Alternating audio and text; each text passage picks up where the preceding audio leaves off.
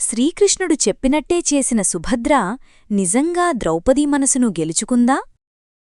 కొంతసేపటి తర్వాత ద్రౌపది ఇంద్రప్రస్థానికి చేరుకుంది. అయితే రాజభవనంలో ఉన్న వాతావరణం ఆమెకు కొంచెం విచిత్రంగా అనిపించింది. అక్కడి సేవకులు కూడా ద్రౌపది ముందుకు రావడానికి సంకోచిస్తున్నారు. అది గమనించిన ద్రౌపది ఏదో ముఖ్యమైన విషయం జరిగిందని అర్థం చేసుకుంది. కొద్దిసేపటి తర్వాత అర్జునుడు సుభద్రను వివాహం చేసుకున్నాడనే విషయం ద్రౌపదికి తెలిసింది. ఆ విషయం తెలిసిన తర్వాత కూడా ద్రౌపది ఒక్క మాట కూడా మాట్లాడలేదు.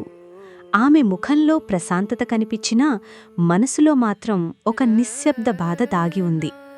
అర్జునుడు ఈ విషయం నాకు ముందే చెప్పి ఉండాల్సిందే. నా స్నేహితుడు కృష్ణుడు కూడా ఈ విషయాన్ని నా దగ్గర దాచాడా అని ఆలోచిస్తూ ద్రౌపది మౌనంగా తన గదిలోకి వెళ్ళిపోయింది. ఇదిలా ఉండగా ద్రౌపది గురించి ఆలోచిస్తున్న అర్జునుడు మాత్రం చాలా ఆందోళన చెందుతున్నాడు.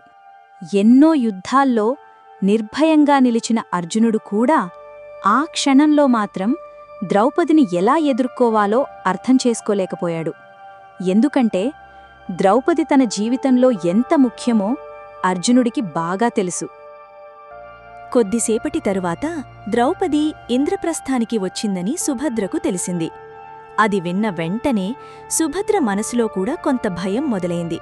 ఎందుకంటే ద్రౌపది గురించి ఆమె అప్పటికే ఎంతో విన్నది. కొద్దిసేపు ద్రౌపది తనను అంగీకరిస్తుందా లేదా అని ఆలోచిస్తూ నిలిచిపోయింది. కాని అప్పుడే శ్రీకృష్ణుడు చెప్పిన మాటలు ఆమెకు గుర్తుకొచ్చాయి. ఆ మాటలు గుర్తుకు రావడంతో సుభద్రకు కొంత ధైర్యం వచ్చింది. ఆ తరువాత ఆమె నెమ్మదిగా తన ఆభరణాలన్నీ తీసేసింది. రాజకుమారిలా కాదు, సాధారణ స్త్రీలా సిద్ధమైంది. అది చూసిన అర్జునుడు మాత్రం ఆశ్చర్యంగా సుభద్ర వైపు చూశాడు. సుభద్రా, ఇవన్నీ ఎందుకు తీసేస్తున్నావు అని అర్జునుడు అడిగాడు. అప్పుడు సుభద్ర చిన్నగా చిరునవ్వు నవ్వుతూ, అది కొద్దిసేపట్లో మీకే అర్థమవుతుంది అని చెప్పి అక్కడనుంచి నెమ్మదిగా వెళ్ళిపోయింది. ఆ తరువాత సుభద్ర నెమ్మదిగా ద్రౌపది గదివైపు నడిచింది. కొంతసేపటి తర్వాత సుభద్ర నెమ్మదిగా ద్రౌపది గదిలోకి ప్రవేశించింది. అప్పుడు ద్రౌపది మౌనంగా కూర్చుని ఉంది. సుభద్రను చూసిన ద్రౌపది ఆమెను సాధారణ స్త్రీ అనుకుంది. ఆ తరువాత సుభద్ర వినమ్రంగా ద్రౌపది ముందుకు వచ్చి నమస్కరించింది. అక్కా, నేను సుభద్రను. నేను నీ స్థానాన్ని తీసుకోడానికి రాలేదు. నీ దాసిగా అయినా పర్వాలేదు. నీ ప్రేమను, ఆశీర్వాదాన్ని పొందాలని వచ్చాను అని చెప్పి సుభద్ర ద్రౌపది పాదాలకు నమస్కరించింది. అది చూసిన ద్రౌపది కొద్దిసేపు మౌనంగా నిలిచిపోయింది. ఎందుకంటే సుభద్రలో ఆమెకు అహంకారం కాదు, వినయం మాత్రమే కనిపించింది. కొద్దిసేపటి తరువాత ద్రౌపది నెమ్మదిగా సుభద్రను పైకి లేపింది. ఆమె కళ్లలోని వినయాన్ని చూసిన ద్రౌపది తన మనసులోని బాధను మెల్లగా మర్చిపోయింది. ఆ తర్వాత ద్రౌపది ప్రేమగా సుభద్రను కౌగిలించుకుంది. నువ్వు శ్రీకృష్ణుడి చెల్లెలివి, అంటే నాకు కూడా చెల్లెలివే అని మృదువుగా చెప్పింది. ఆ మాటలు విన్న సుభద్ర భావోద్వేగంతో ద్రౌపది వైపు చూసింది. తర్వాత చిరునవ్వుతో ద్రౌపది, ఈ విషయం నా దగ్గర దాచినందుకు శ్రీకృష్ణుడు మాత్రం నా నుంచి తప్పించుకోలేడు అని చెప్పగానే ఆ గదిలోని భారమైన వాతావరణం ఒక్కసారిగా ప్రశాంతంగా మారిపోయింది.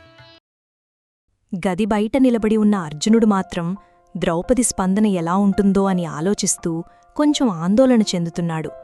కొద్దిసేపటి తర్వాత ద్రౌపది గది తలుపు నెమ్మదిగా తెరుచుకుంది. కాని అక్కడ ద్రౌపది, సుభద్ర ఇద్దరూ నవ్వుకుంటూ బయటకు వచ్చారు. అది చూసిన అర్జునుడు ఆశ్చర్యంగా వాళ్లవైపు చూశాడు. బయట నిలబడి ఉన్న అర్జునుడి కంగారును గమనించిన ద్రౌపది నవ్వుతూ, అర్జునా, నన్ను కలవకుండా దాక్కుంటున్నావా? నిన్ను నేను అర్థం చేసుకోనని అనుకున్నావా అని చెప్పి సుభద్రతో కలిసి అక్కడ్నుంచి వెళ్ళిపోయింది. ద్రౌపది తన మనసును అర్థం చేసుకున్నందుకు అర్జునుడు నిశ్శబ్దంగా చిరునవ్వు చిందించాడు. ఆ క్షణంలో ద్రౌపది మీద అతనికున్న గౌరవం మరింత పెరిగింది. కొద్దిసేపటి తర్వాత సుభద్ర నెమ్మదిగా అర్జునుడి దగ్గరకు వచ్చింది. ఆ తర్వాత చిన్నగా నవ్వుతూ, స్వామీ, ఇప్పుడైనా అర్థమైందా నేను నగలు ఎందుకు తీసేశానో అని అడిగింది. అది విన్న అర్జునుడు, గడుసుదానివే అని నవ్వుతూ అర్జునుడు ప్రేమగా సుభద్ర బుగ్గగిల్లాడు. ఆ క్షణంలో శ్రీకృష్ణుడు పన్నాగం ఫలించినందుకు సుభద్ర మనసులోనే శ్రీకృష్ణుడికి కృతజ్ఞతలు చెప్పుకుంది.